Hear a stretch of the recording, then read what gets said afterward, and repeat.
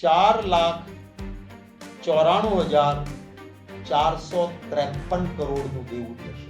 This is આ budget estimate 2025 નો reserve bank of India કહે છે. ટોટલ આખા વર્ષનું જે બજેટ છે, આખા વર્ષનું બજેટ ગુજરાતનું, એનાથી વધારે દેવું છે ગુજરાતનું. કઈ દિશામાં આપણે જઈએ છીએ? માત્ર મુઠ્ઠીભરને લાભને માલામાલ કરવા? શું સામાન્ય માણસની પરિસ્થિતિમાં બદલાવ આવ્યો છે ખરો? લોકશાહીમાં લોકોના ચૂંટાયેલા પ્રતિનિધિઓનું બનેલું ગ્રહ, રાજ્યમાં વિધાનસભા અને કેન્દ્રમાં સંસદ, એના પ્રત્યે કોઈ પણ સરકાર હોય તો એની જવાબદેહી હોય છે.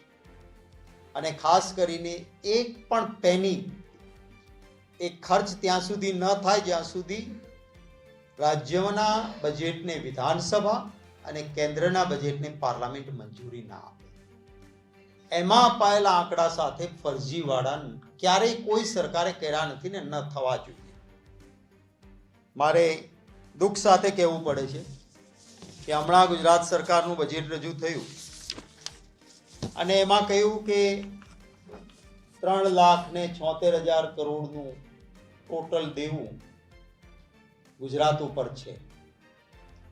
મારા પાસે આ પાર્લામેન્ટમાં ત્યાં પણ ભાજપની જ સરકાર છે.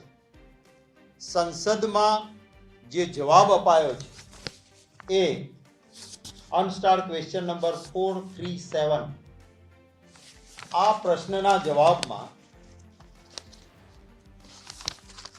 રિઝર્વ બેંક ઓફ ઇન્ડિયાએ, આરબીઆઈ, સવાલમાં લખ્યું છે કે આરબીઆઈ દ્વારા as per the reserve bank of India's report titled State Finances, a study of budgets of 23-24, state-wise detail of total outstanding liabilities of the governments at the end of the March is given. એટલે આ reserve bank of ઇન્ડિયાએ study કરીને એ અભ્યાસ પછી જે આંકડાઓ આપ્યા છે એમાં અહીં ગુજરાત આપ્યું છે. મોટા મોટા રાજ્યોના કરતાં પણ ગુજરાતનું દેવું વધારે. 2022માં 3,88,582.8 કરોડ 2022માં. 2023માં 4,21,018.2 કરોડ. 2024માં 4,67,476.4 કરોડ. ખબર નથી વિધાનસભામાં નાણામંત્રીશ્રીએ કયા આધારે રિઝર્વ બેંક ઓફ ઇન્ડિયાથી જુદા આંકડાઓ આપ્યા. હું પોતે નાણામંત્રી રહ્યો ગુજરાતમાં. હંમેશા વિધાનસભામાં અપાતા આંકડાઓ પારદર્શક, સરળતાથી કે સામાન્ય અભ્યાસ કરેલી વ્યક્તિ પણ સમજી શકે, ટેકનિકલ ભાષામાં ગૂંચવવાનો પ્રયત્ન નહીં. આ રીતે હંમેશા ગુજરાતની વિધાનસભાની પરંપરા.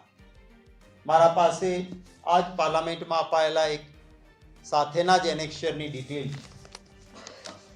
ગુજરાતમાં મહાત્મા ગાંધીજીની સાદગીની ફિલોસોફી આપણે અમલ કરતા હોવાના કારણે ગુજરાતમાં આપણે દેવું કરતા જ નહીં.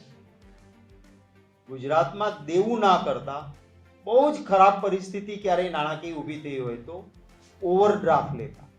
15 દિવસ કે 20 દિવસ માટે ઓવરડ્રાફ્ટ લીધો ને પછી એ ભરાઈ જાય. આજે સરકાર આ ગુજરાતની દેવું તો કરે છે, સાથે કરોડો રૂપિયાની એ ટ્રેઝરી આઉટસ્ટેન્ડિંગ, એટલે જેને આપણે એક પ્રકારનું દેવું જ કહી શકીએ, ઓવરડ્રાફ્ટ જ કહી શકીએ, એ પ્રકારે લીધું છે. એના આંકડા પણ છે, હું આપને જણાવીશ. ગુજરાતમાં મેં કહ્યું એમ સાદગીની ભાવના હોવાના કારણે કોંગ્રેસની સરકારો રહી ત્યાં સુધી દેવું ગુજરાત ઉપર ન હોય. એ પછી 10,000 કરોડ રૂપિયા જેવું દેવું હતું ગુજરાત ઉપર. છેલ્લા વર્ષોના આંકડા જે આ રિઝર્વ બેંક ઓફ ઇન્ડિયાએ આપેલા છે એ પ્રમાણે 2007માં 90,000 955 કરોડનું દેવું થયું 2007માં. એ સીધું કૂદીને જે બજેટ એસ્ટિમેટ છે 2025નો એ પ્રમાણે 4,94,453 કરોડનું દેવું થશે. ધીસ ઇઝ આ બજેટ એસ્ટિમેટ 2025નો રિઝર્વ બેંક ઓફ ઇન્ડિયા કહે છે. ટોટલ આખા વર્ષનું જે બજેટ છે, આખા વર્ષનું બજેટ ગુજરાતનું, એનાથી વધારે દેવું છે ગુજરાત ઉપર. કઈ દિશામાં આપણે જઈએ છીએ? માત્ર મુઠ્ઠીભરને લાભને માલામાલ કરવાના? શું સામાન્ય માણસની પરિસ્થિતિમાં બદલાવ આવ્યો છે ખરો? બીજા રાજ્યોમાં જાય છે ત્યારે ચાલો ફ્રીબીઝ, આમાં હું સમજી શકું કે કોઈ મધ્યમ વર્ગ, જરૂરિયાતમંદ, ગરીબ માટે તમે કોઈક મોટી રાહતો આપવા માંડ્યા છો અને દેવું વધ્યું હોય, એવું તો થયું નથી. જમ્મુ કાશ્મીરમાં આપણા ગૃહમંત્રી અમિતભાઈ શાહ ગયા ત્યારે એમણે ત્યાં કહ્યું હતું કે ભાજપની સરકાર બનાવી દો તો દર ઈદ અને મોહરમે મફત ગેસનો બાટલો આપીશું. ગુજરાતમાં વર્ષોથી બને છે. ગુજરાતમાં રામનવમી, જન્માષ્ટમી એ હિન્દુઓને અને ઈદ અને મોહરમમાં મુસ્લિમ બિરાદરોને આપો ને મફતનો ગેસનો બાટલો. એ તો તમે અહીંયા આપતા નથી. તમે દિલ્હીમાં જાહેરાત કરો છો કે મહિલાઓને અમે અઢળક રૂપિયા આપવાના છીએ. ગુજરાતની મહિલાને તો આપતા નથી તમે. ત્યાં ઇલેક્ટ્રિસિટી ફ્રી કરો છો. ગુજરાતમાં તો ઇલેક્ટ્રિસિટી ફ્રી કરતા નથી તમે. ખેડૂતોના દેવા ભાજપ અન્ય જગ્યાએ ચૂંટણી આવે ત્યારે નાબૂદ કરવાની વાત કરે છે, પણ ગુજરાતમાં તો એ વાત થતી નથી. અહીંયા તો મોટા મોટા 2-5 માનીતા ઉદ્યોગપતિઓ જે એમને ઇલેક્ટરલ બોન્ડમાં કરોડો રૂપિયા આપે એમને જ આપવાના. અને પછી આપણા સૌની સામે આવ્યું, નગરપાલિકાની ચૂંટણીઓમાં 1 વોટના 2500 રૂપિયા 500ના બંડલ હાથમાં લઈને વહેંચતા હોય.